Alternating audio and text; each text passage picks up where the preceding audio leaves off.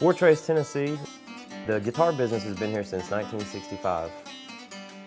My grandfather's name was J.W., and my father's name is Don. And Grandpa was actually 50 years old when he started the business.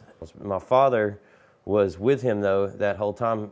He started working in the shop when he was 18, and pretty much has worked in the shop the whole 45 years that we've been in business. When I graduated college, I moved home and started working in the shop, building the guitars, and I kind of, like I said, grew up around it.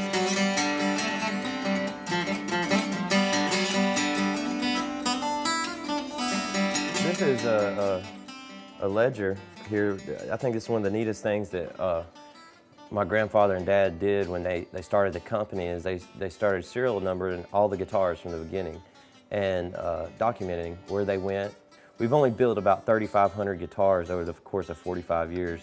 You do the math on that, it's about 70, 75, 76 guitars a year.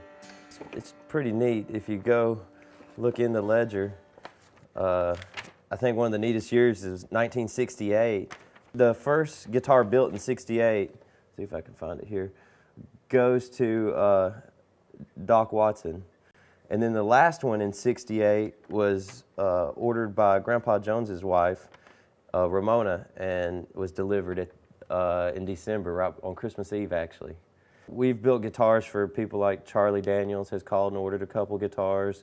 Waylon Jennings. More recently, Tim McGraw's guitar player has ordered a couple guitars from me. There's all kinds of neat names when you flip through this book. Here's one, Hank Williams Jr.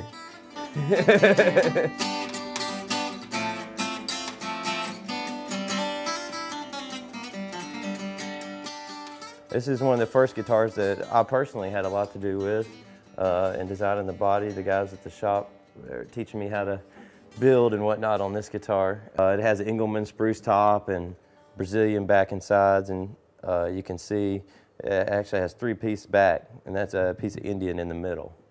And this is heartwood that you see outline on each side.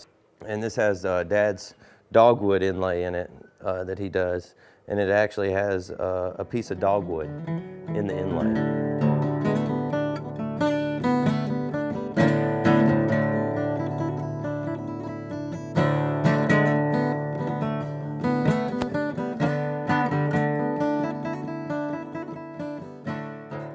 This is a 1968 G50 that Doc Watson owned. It's kind of got a really neat story. Grandpa and my father met Doc at Union Grove's Fiddlers Convention. And this guitar actually had a crack in it when it was built and was repaired, and Grandpa didn't want to sell it. But he took it because it's the only mahogany guitar that we had to show at the festival. So they met Doc and Merle, and Doc really fell in love with this guitar and wanted this guitar.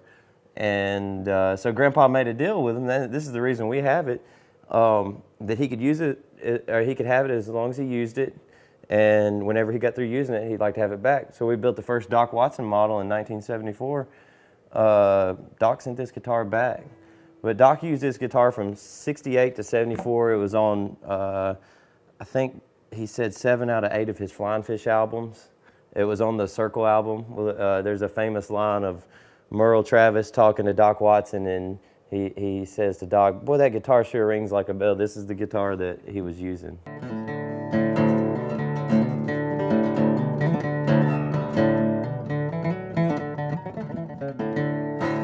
Typically, we have probably 20 going at any given time in various stages, from the body's getting put together, the neck's being shaped.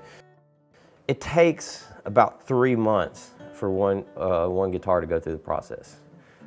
And you're looking anywhere from 70 to 90 labor hours depending on inlay and different appointments on each guitar. So that's the difference in a production guitar and hand making a guitar.